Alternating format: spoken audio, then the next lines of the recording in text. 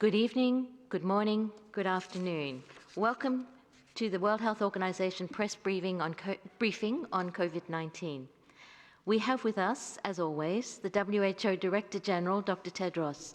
We have Dr. Mike Ryan, Executive Director of our Emergencies Program, and Dr. Maria Van Kerkhove, Technical Lead for COVID-19.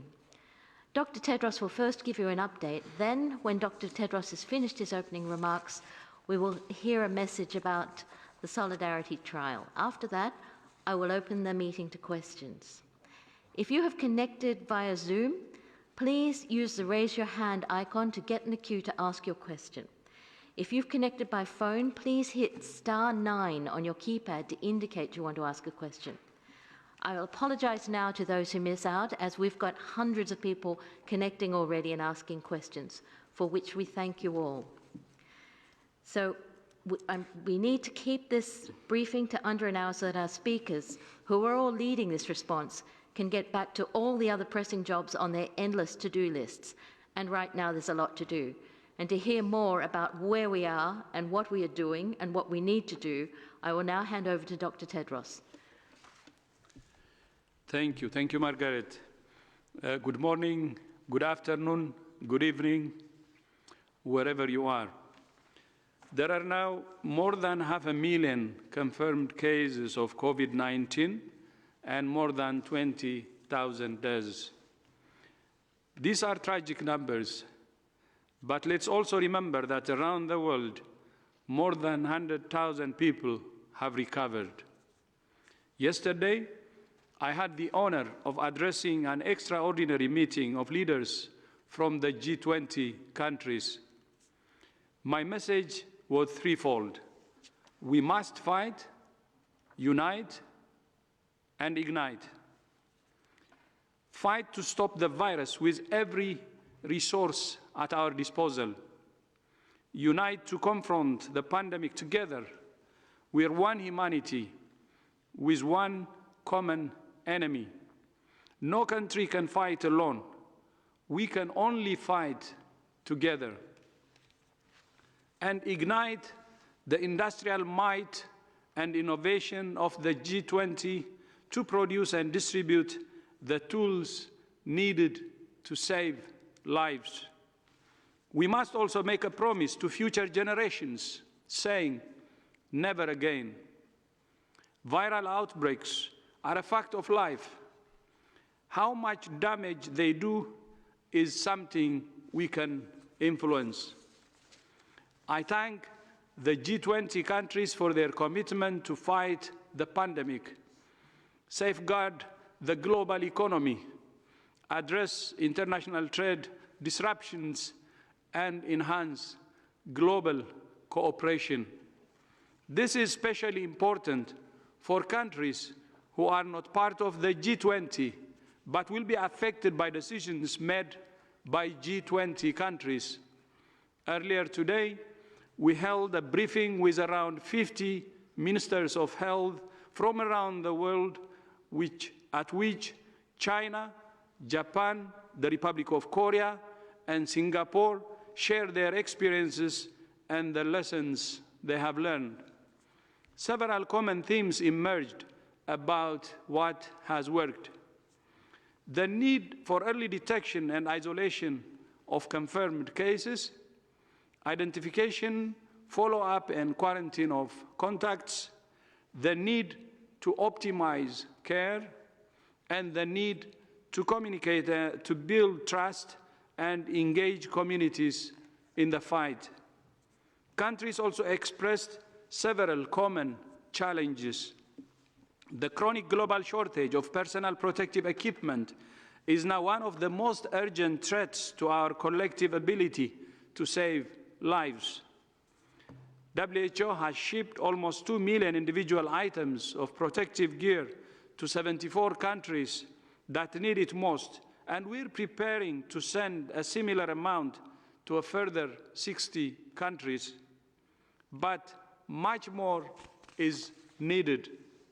This problem can only be solved with international cooperation and international solidarity. When health workers are at risk, we're all at risk. Health workers in low and middle-income countries deserve the same protection as those in the wealthiest countries.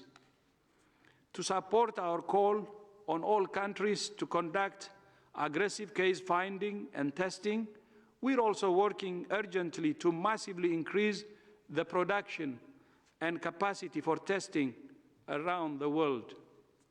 One of the most important areas of international cooperation is research and development.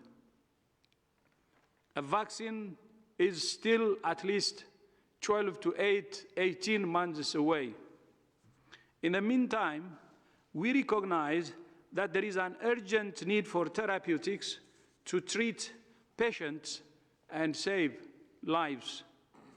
Today, we're delighted to announce that today in Norway and Spain, the first patients will shortly be enrolled in the Solidarity trial, which will compare the safety and effectiveness of 4 different drugs or drug combinations against COVID-19. This is a historic trial, which will dramatically cut the time needed to generate robust evidence about what drugs work. More than 45 countries are contributing to the trial, and more have expressed interest. The more countries who join the trial, the faster we will have the results. In the meantime, we call on all individuals and countries to refrain from using therapeutics that have not been demonstrated to be effective in the treatment of COVID-19. The history of medicine is strewn with examples of drugs that worked on paper or in a test tube, but didn't work in humans or were actually harmful. During the most recent Ebola epidemic, for example, some medicines that were thought to be effective were found not to be as effective as other medicines when they were compared during a clinical trial. We must follow the evidence. There are no shortcuts. It does not create a shortage of those medicines to treat diseases for which they have proven effective. As the pandemic evolves and more countries are affected, we're learning more and more lessons about what works and what doesn't. WHO is continuing to support all countries in the response. We have published more than 40 guidance documents on our website, providing detailed evidence-based recommendations for governments, hospitals, health workers, members of the public, and more. More than 1 million health workers have been trained through our courses on openwho.org. We will continue to train more. We're also delighted to report that the COVID-19 Solidarity Fund has now received donations of more than $108 million in just 2 weeks from 203,000 individuals and organizations. Thank you to each and every one of you. The English version of our WhatsApp Health Alert now has more than 12 million users globally, and the Arabic, French, and Spanish versions were launched today. More languages will be added, including Bangla, Chinese, Hindi, Kurdish, Portuguese, Russian, Somali, Urdu, Swahili, and more. I have said before that crises like this bring out the best and worst in humanity.